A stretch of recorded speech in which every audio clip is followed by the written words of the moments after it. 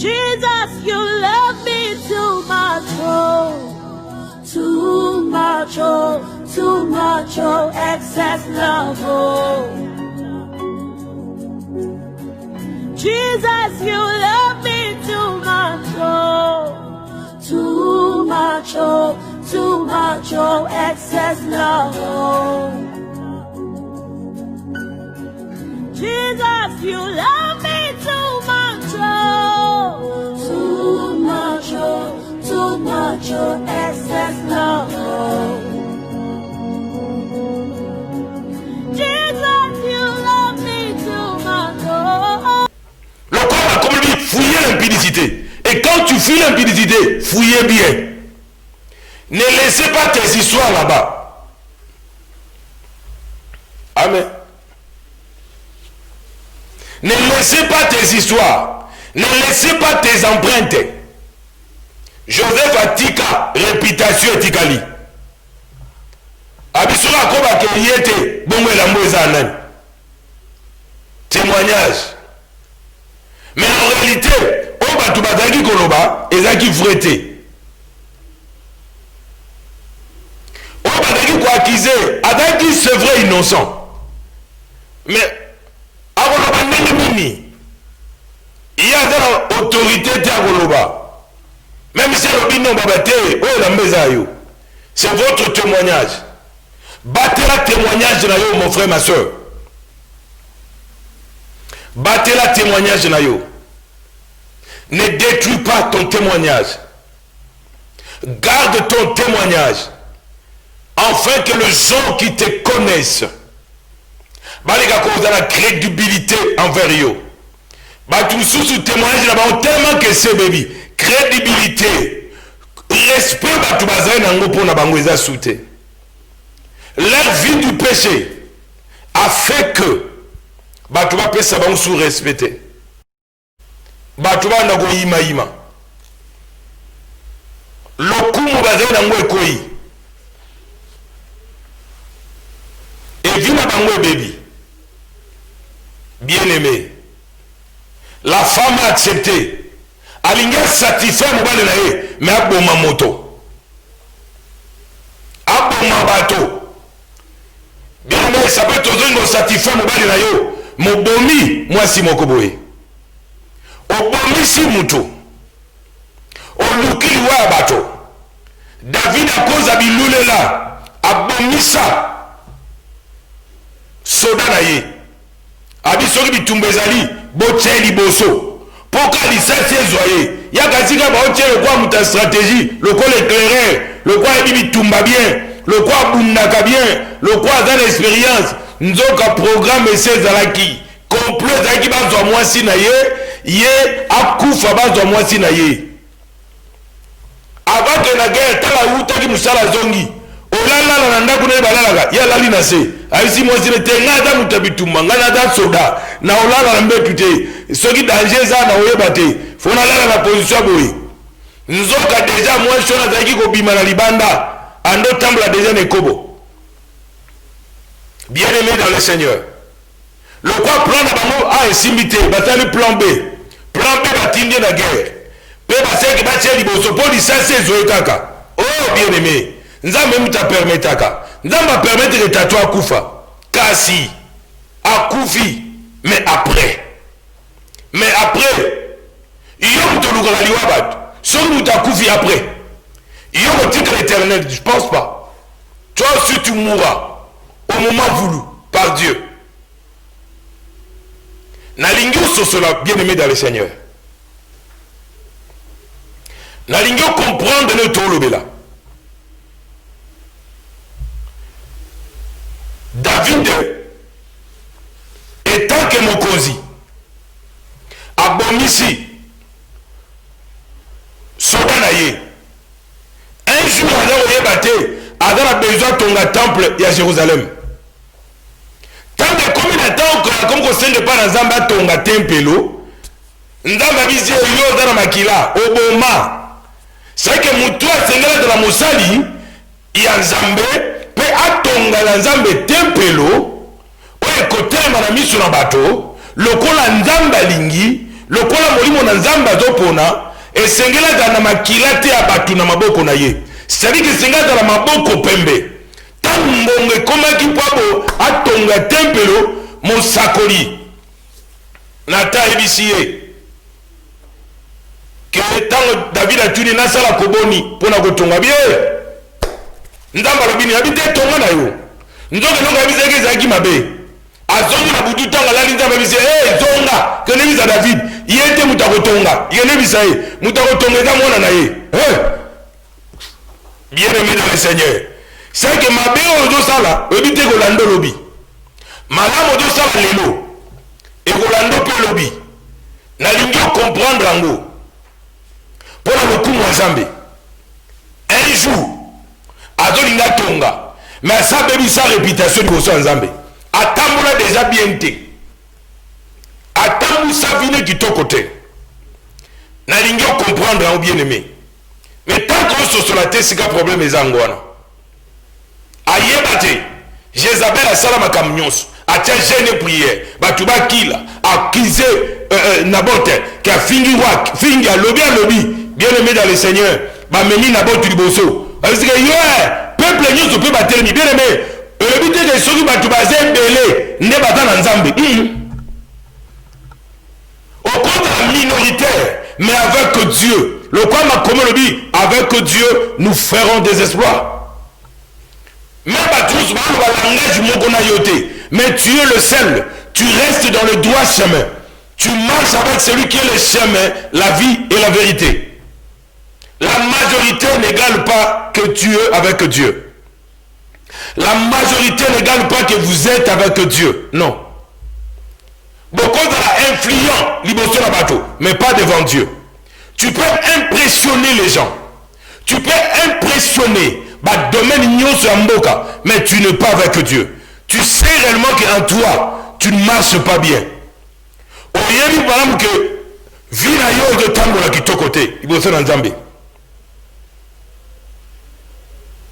Bien-aimé, Nabota comment plutôt bakize ye babeti ye mabanga. Bien-aimé, Naboth akufi babengi Jézabel mère mokonzi awa nde ozali awa. Naboth akufi, malamu asepeli po akufi. Ya bengi mobali na ye abi chéri yaka Naboth asa akufi. Tanga zolonga poye na Israël na jardin Naboth, tanga zoya Eli pesika za kuna nzamba abisi descend kene kuna kene kutana na roi kene bisaye tanga zoya Eli etishibiti pa zoya prophète tanga zoya haibisi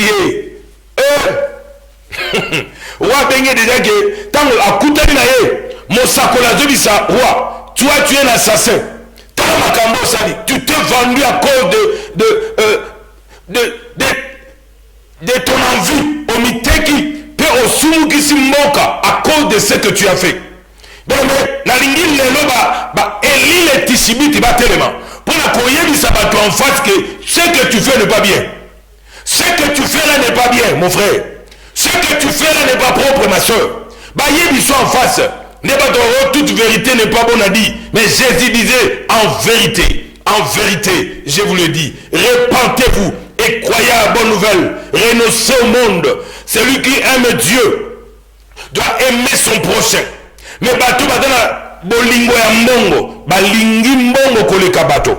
Et le quoi, comme on dit, les gens seront égoïstes, fanfarons, irréligieux, aimant le plaisir plus que Dieu. Aimant le monde plus que Dieu, aimant le plaisir de la chair plus que Dieu. La Bible dit ceci: jeune homme, réjouis-toi pendant le jour de ta jeunesse, mais sache-le, je t'appellerai en jugement. Waouh! Sache-le, que je t'appellerai en jugement.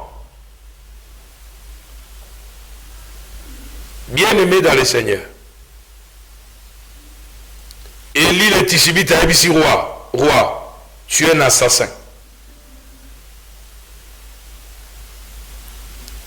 Ce bataillon que Oda assassin parce que tu tues les gens. Qu'est-ce que tu vas dire? Tu vas être mécontent? Pourquoi bataille vérité? Tu luttes contre la vérité? Vérité va combattre en côté pour long en côté. Vérité à cause des hommes malembe. Mais comment on regarde? La vérité. 60 ans après, mon roi belge a dit que je suis désolé pour le Makambo et Salamana Congo. Donc, avec le pardon, que je demande le pardon, que le Congo me pardonne pour ce que nous avons fait dans le passé. Il a dit désolé. Désolé, ce n'est pas pardon. Désolé, c'est je regrette. Il y a d'autres regretter, mais il y a d'autres qui pardonner. Il faut bien que le logo Congo nango. Bien-aimé dans le Seigneur, roi, Élie a telemi. Pour la roi, toi tu es un assassin. Roi, yo zamo bomi. Roi, dit yo, ennemi nangai. Oyen la ninga diawa. Bien-aimé, nous sommes commis ennemi à bateau. Pour baoter à la vérité. Ça peut te dire, yo, c'est pour la ngate. O maté a ni a oté. Auto changer, o changer, yoka okimate. Soko changer la siko okima. Yoka ni na aloba. Koyim sabatu envers la vérité en face. Que ce que tu fais là n'est pas bien. Ta vie n'est pas propre devant Dieu. Ta vie n'est pas propre devant la nation. Ta vie ne donne pas gloire au Seigneur. Et il y a yebisi yoza mobomi. Et il y a yebisi oyo sala osaliwana oda criminel. Ozoboma bato. Obomaka bato. Et donc tout ça les a qui to côté. Okomi sika yo komi. Nzambi ni mtasali okome siko zali. Mais okome siko zawana tepo luka pasi ya bato. Tepo luka batu balela. Kozwana yo ememela batu pasi te. Mais comme kozwana yo pe komata na yo ezala komata o batu ba osepela. Bien-aimé dans le Seigneur. Nalingi kolo asunga yo. Il y a ici en face. Les noms de biso personnes sont aux autres nangai. Bon moneza boni liboso nzambe. Abi c'est yoza criminel. Yoza bobomi. Obomi nabote. Obomi yopona nini. Pour aboyi na ilanga ye. Pour aboyi na héritage nzamba pesa bango. Yango lukili wana ye.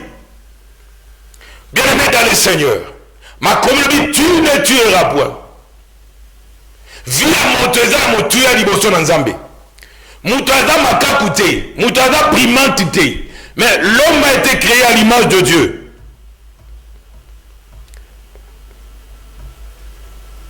Non, l'homme a été créé à l'image de Dieu. Kozo mutuna pamba te, mais zwa mutuna tina, ke obomaka batu. Batu baza batu anzambe, batu na yote.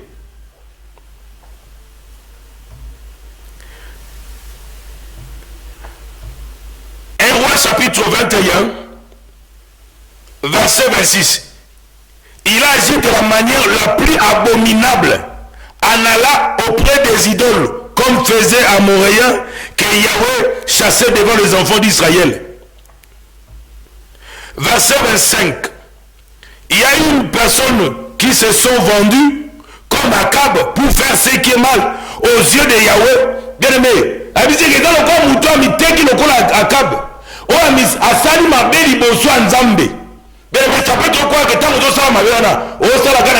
non, tu fais aussi devant le Créateur. Le Créateur te voit là où tu es là. Et si tu as mes athées. Et si l'on tombe mes athées, ya kobomba meza te. Yoka maloba na Nzambe lobi na verset 22, il se rendra à la maison de il se rendait plutôt ta maison semblable à la maison de Roboam fils de Nebat et à la maison de Bécha fils d'Akija, parce que tu m'as irrité et que tu as fait pécher Israël. Donc mon causi, c'est-à-dire qu'il faut que banavi na ye pour assumer qui sa liberté, pour assumer qui sa peuple, parce que ce qui a tamboli malamute, c'est qu'assumer qui sa peuple, quel que soit vie na ye, quel que soit nous sur la cause. Mais quand il ne marche pas selon Dieu, c'est que tout leader na oloba, tout leader d'opinion, leader, quelle que soit la position na yo, mais quand tu fais des choses qui ne sont pas bien devant Dieu, même devant les hommes, même si tu fais ça en cachette, Dieu ne sera pas content de toi. Addition au mitiki, au personnel kanda naya ou Zambé. Il y a par là si Jézabel dit, les chiens mangeront Jézabel près du rempart d'Israël. Abi pe Jézabel, yom to commanda qui bien aimé, et d'abord nous souba tant Nzambe banyo pini. Atali ba magistrat te, atali ba to ba lapidaki na botute, atali peuple na te, abando tala ba to ba commandaki, ba commanditaire. Oh Jésus. Ça peut tout ça aussi go commanda kaka. Bo sala boy, bo kende boy, bo kotisa boy, bo tambola boy, bo sala. Nda dega nyuso ko sala maona e ko sala na mutu na yo. Sono edite makambo bezana 1 roi 21, de 1 jusqu'à la à 29. Ba commanditaire Nzambe siko bandola kela mabe. Mosakola bandola ba nelo zawana ba mbwa ba kolia Jézabel. Na kati ya vina bino ba to ba kufa na mboka ba makila na bango. Ba ko lesha ba ko liango na bambwa ba ko melango na bambwa.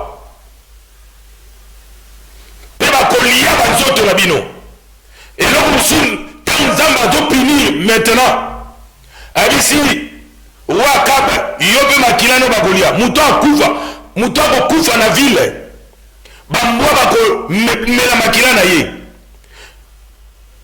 pe histoire na ye kosila c'est que nzamba do lingo sugi sa histoire bato andenga boye pour dire que leur vie c'est fini, c'est que ceux qui makilano ba meliango bambwa baleyo c'est que histoire esili. Donc trans monde kotika la tie pona vina bino omona kama mutu so papa bakufa me bakufa ndenge nini mabeo basala Nzambe basala bato. Et quand Dieu punit le gars totangi, Dieu punit la méchanceté des hommes jusqu'à la 4e génération. Exode 20, il y a bato balingaka Nzambe te tango to sala bato mabe o sala Nzambe mabe yango Paulo Saulo tant makomi ezo lobela ye tant azo nyokola ba Kristo tant azo persécuter ba Kristo mongongo ebenga Saulo. Pourquoi me persécutes-tu? Abi qui es-tu Seigneur? Ah, à reconnaître. C'est le temps de tout ça batu mabe. Nzamba za Seigneur a batu wana ya bana na ye o ba yebi ye o ba lukaka ye o ba kangama na ye o ba za elanga ya Nzambe lokola na bote elanga ya Nzambe abiko cede vi na ye na molili abiko cede vi na ye na proposition ya mokili ya diable ya satana ya bata molili ya plan molili ko cede aminote na satana ko cede vi note na satana. Tala ba mon malam bien aimé dans le Seigneur. Tala vino malam Élie Moussakoli a télé pour il y a personnes qui se sont vendus comme Akab pour faire ce qui est mal aux yeux de Yahweh. Oh yes. Le quoi muto asali mabe na miso Nzambe. Abinda na mona te mutaboy. Na mona te tata boy. Na mona te mama boy. Na mona te lengia boy. Na mona te patron boy. Na mona te leader boy. Na mona te chef boy. Omi teki le lokola amiteki lokola pona lokoso pona l'envie pona bilulela na nyonso sur la carte na yo. Verset 26. Il agit de manière la plus abominable, allant auprès des idoles en faisant ce que faisaient les Amoréens, que Yahweh chassa devant les enfants d'Israël. Donc accomplir ma comportement à Batmoussou sur ma baie. Il y a un tazarine de ma camabie, mais accomplir ma camabie. Même si on va peine na batou bazan ma camabie, qu'on copie ma baie na bangote. Tikala yo, tikala nengo banana nzambe. Tikala nengo nzamba benga yo. Salama epesa nzambe lokumu. Verset 28. Et la parole de Yahweh fut adressée à l'île Tishibite. As-tu vu comment Akab s'est humilié devant moi?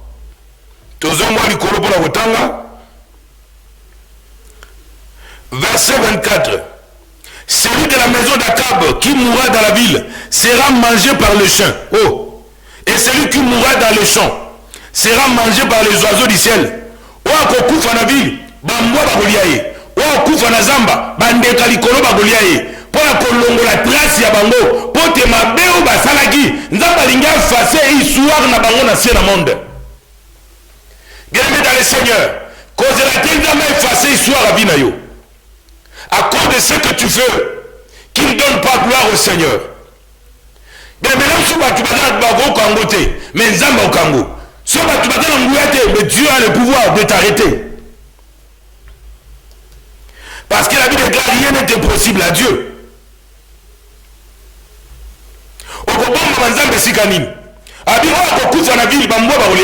C'est que son corps sera saboté. Et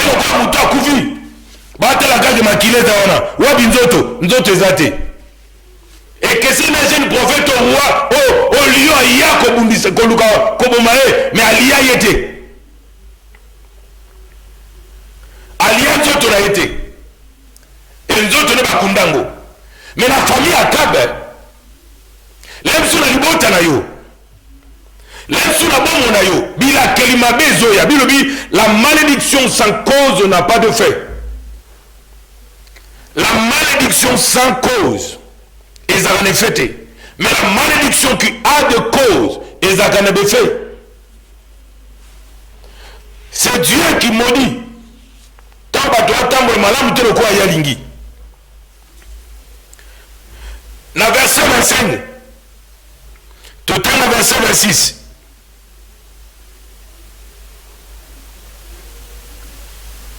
Il agit de la manière abominable. Dans l'ingénieur sosola. Il peut agir de la manière abominable, tout agir de la manière propre. Puis on constate ma belle sur la nenga propre, mais ça m'a bé. Ma belle n'a pas ma bé. Tant que sakola sakoli a pas mêlé roi, quel que soit, bien aimé, malgré mon nayo, malgré le niveau social nayo, malgré oh news yo kokozala, mais nazo yebi sur un zéro mission oyo. Bien aimé, répands-toi avant que ça trop tard, avant que beba la vie nayo, avant que compliqué. Je te dis, bien aimé dans le Seigneur, Akab a sosolaki liloba na Nzambe, ma kome lo bisoko yoki mongonga Nzambe, ko kanga motema na yote. Ko kanga motema na yote. Répands-toi, abandonne les mauvaises voies. Landa nzela malamu, zonga na molongo, Akab a se similier. Alati basaki abando tambola malembe abando lela mawana Nzambe babisike yopo okufa yopo vino kobeba bebe matea nyuso koya tika kwa sepelisa yo. Est-ce que vous bango matea nyuso daga timu taoba abara uya me matea msutango ye loko eta makati palo ba mego ta problème malgré la koloba mete mais lilobane pesami lilobane pesami lilobane bimi pona koye bisabato ke ba bongo la mitema na bango tala liwa ya Kab tala suka vina ye tala liwa mwasi na ye tala liwa bana na bango tala na bato bazaki na ndako na bango bazwa problème kaka à cause ya muto bazaki kosalela azaki na makambo mabe bazwa problème innocemment bayebi mabe te ya makomi ezala libre muto aka libre esclave donc na baserviteur baservante oyo bazalaki na bazwa problème à cause ya roi wana. Donc ta prophétie qui dit ekiteli na innocent. Verset après avoir entendu ce parole, Élie les Tishbites, après avoir entendu le parole d'Élie, Akab déchira ses vêtements. Il se mit un sac sur son corps et il gêna et coucha avec ses sacs et il marcha lentement. Abando tambola malembe. Kosenga manazam Nzambe yogelanga mawa Nzambe tala mwanzo tengenere tala ndime makamuna ye voilà la malédiction côté na ndako nanzela mwanzo na lingaki nanzela mbalo na lingaki nanzela ba famille nanzela ba toli na bango tala kol toli ba pezenga. Bien aimé, tout conseil n'est pas conseil. On peut te conseiller mal, de mauvais conseils. Ouais, quand tu as la carte bunga.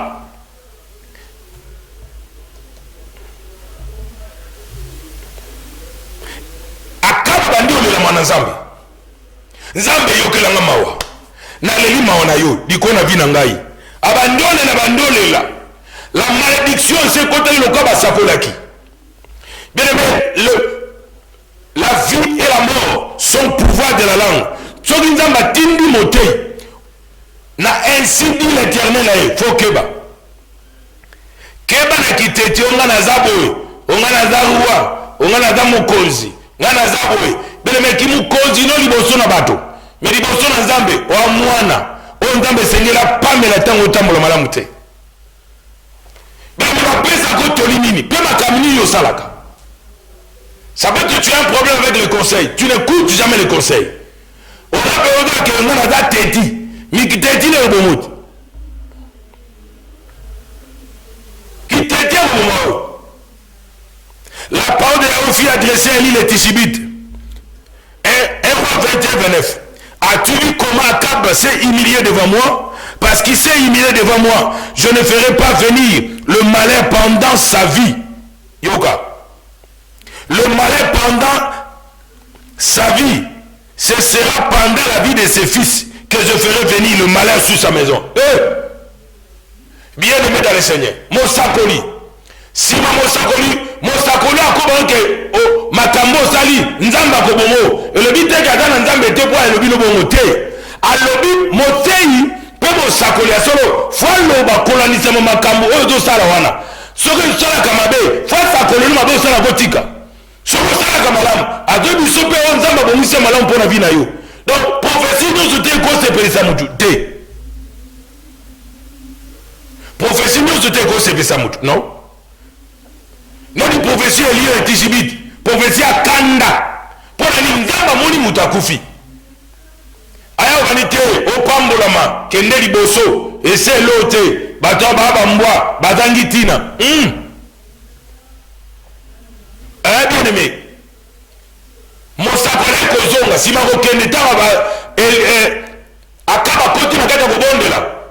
Nzamba zongi simotei Mosakoli.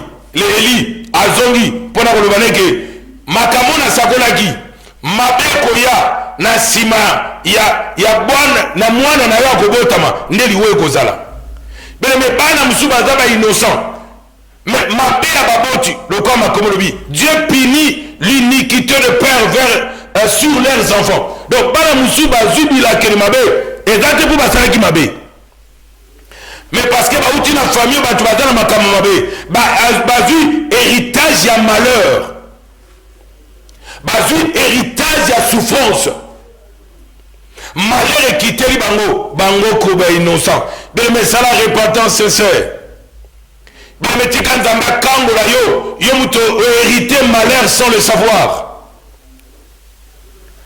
et ma komelobi Christ nous a racheté de la malédiction de la loi. Que Christ puisse te racheter là où tu es, mon frère et ma soeur. Yo dois souffrir. Et dans ma belle baboti, ma famille na yo. Nzamba kango na yo lelo. Abi malere koya.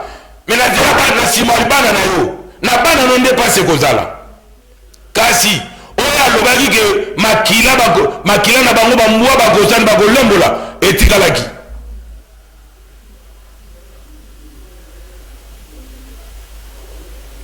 mabe makasi etika kosamba na vi ya bana na bango yo bongisi na nzambe yebisa peuple na babongisa na nzambe yebisa famille no babongisa na nzambe yo comprendre lelo tu na miso ya bato obi eloko te mais ntango okota na chambre nobi ke makambo babonanga eza makambo solo nabongisa elongo na nzambe beleme bongisa na nzambe tobi mateo tolobela teme couple ya Kab mpe Jezabel couple oyo tala couple oyo elukeli mboka mobimba problème tala couple oyo elukeli bato mpasi bato bainnocent bacommanditaire eli atei azoloba na kopesa ke nzambe abimada ekozala nsima na liwana bana mwana oyo kobota nde pasi ekozala eleme pasi ekobanda innocent babandi okufa mabe basala te soko moni na ndako mpe na famille na nsika yo ozali ozovivre mabe osala te pasi ezoyo bongo tika nzambe akangola bien aimé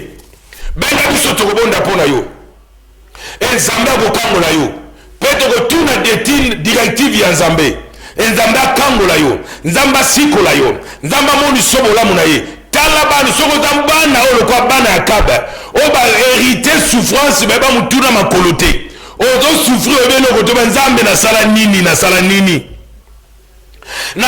mpo na vivre boye nzambe kangola ngai bien-aimé que Dieu te délivre nzambe akangola osika ozali nzambe alongola na sabilakeli mabe nzambe amoni so elonga na ye vi na ye ezalira sika okufa te osala mabe koleka te sapati bamisusu bato mosusu basala mabe koleka mabe basala kala na bafamille na bango basala yango double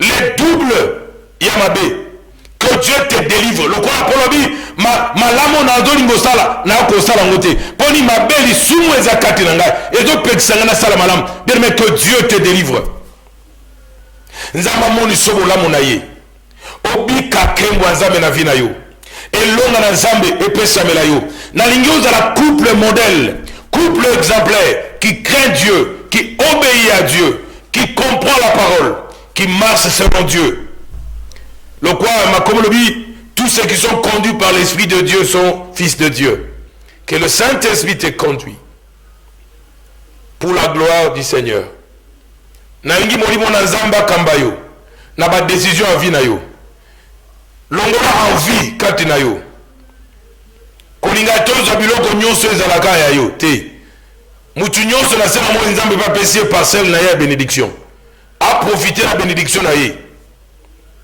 longola envie crains Dieu marche selon Dieu et que ta vie soit conduite par le Saint-Esprit. Bien-aimé dans le Seigneur, nous prions. Père, Batios Waoki du Lobo, Tika Bika et Longonayo, Baza délivré, Babika Kemonayo, Soki Bamemoma na kat na makama, Nanzila Lobo, Bazonga na Mulongo, Puis Babangayo, Puis Baza la repentance, Lokola Kabasa qui repentance, Alela qui mananza pour la vinaye.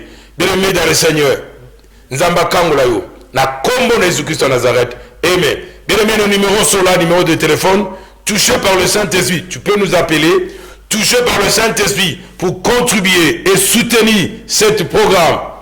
Que Dieu vous bénisse, que Dieu vous accorde cette volonté-là de contribuer pour ce programme, de contribuer pour la réussite de cette œuvre. Et je crois que Dieu, qui n'est pas injuste, il va te bénir. Au nom de Jésus-Christ de Nazareth. Amen. Jesus, you love me too much, oh, too much, oh, too much, oh, excess love, oh. Jesus, you love me too much, oh, too much, oh, too much, oh, excess love, oh. Jesus, you love me too much, oh, too much, oh, too much, oh.